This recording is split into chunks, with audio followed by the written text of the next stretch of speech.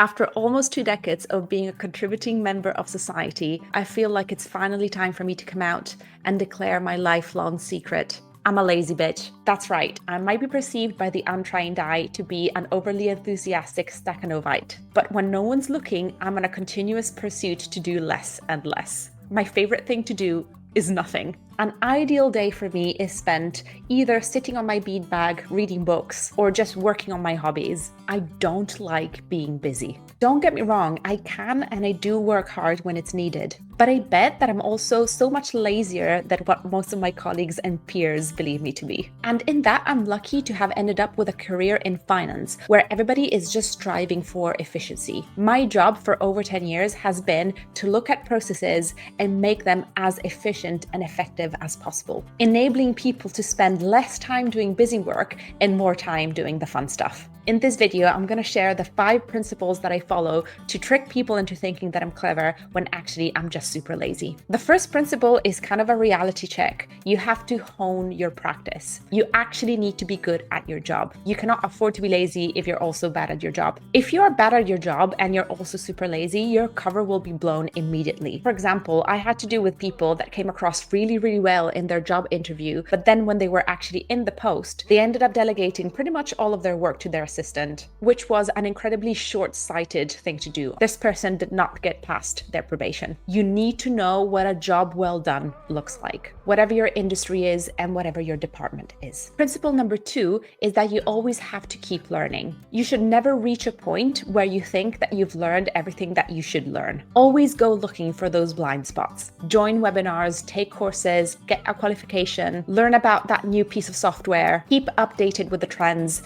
Make sure that your knowledge is always upgraded so that you will always be able to identify what the best way of doing something is and the quickest way to get there. As an example, for me as a finance director, learning about Excel is always going to be an ongoing practice. Not because I particularly enjoy learning about Excel, although I do, but because I know that the more formulae I know how to use, the more efficient my systems will be. So when I'm analyzing data and creating reports, instead of doing stuff manually or instead of having a bajillion different tabs, I can use a very clever formula and a very clever setup of my spreadsheet so that I just need to copy and paste information and then it all gets picked up in the top sheet. That's something that I do because I am lazy and I want to spend less time faffing about and more time working on the fun stuff, which is strategy and decision making. The third principle to follow if you want to be clever and lazy is to identify the issues and then create the solutions. If you're following a process and you identify a bottleneck where things get stuck, understand what's creating that bottleneck and create solutions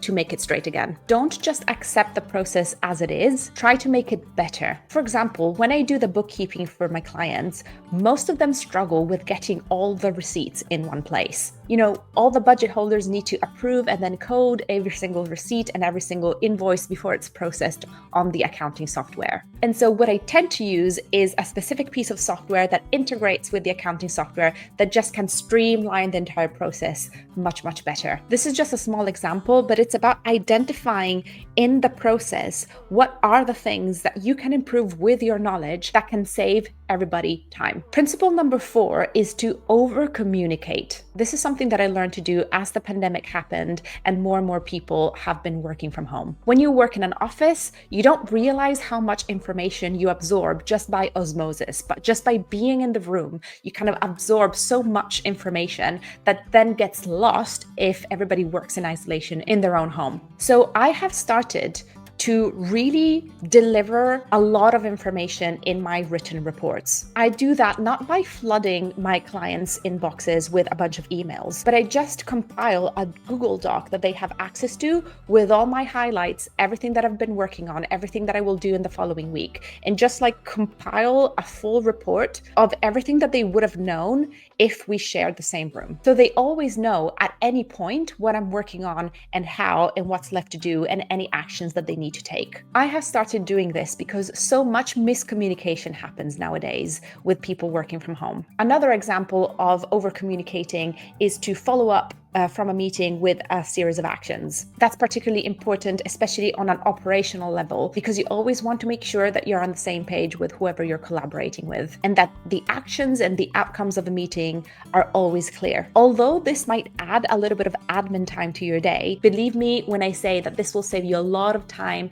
down the road in fixing issues that could have been resolved with just a little bit of over communication to begin with. And the last principle that I follow to be clever and lazy at the same time is to say the words, I don't know. What you want to do is under promise and over deliver. So one of the things that I always start with when I deliver my training sessions and my workshops is that I might not know all the answers to the questions that I may be asked during that session, but I will make it a point to note any unanswered questions, and then I will follow up afterwards with an answer. That comes across as much more honest and helpful than someone saying that they know everything about everything. I have to admit that this becomes a little bit harder as you progress in your field, as you're perceived more and more as an authority. It becomes something a little bit more difficult to do, but I do it anyway. You have to get into the mindset that the things that you don't know are an opportunity for you to be better. And there you have it. Those were the 5 principles that I follow to work less while still keeping a high work ethic and being really good at what I do. I really hope that you enjoyed this video. If you did, give it a like, hit subscribe, and why not watch this video over here where I talk about how I became an angel investor. I'll see you at the next one. Bye.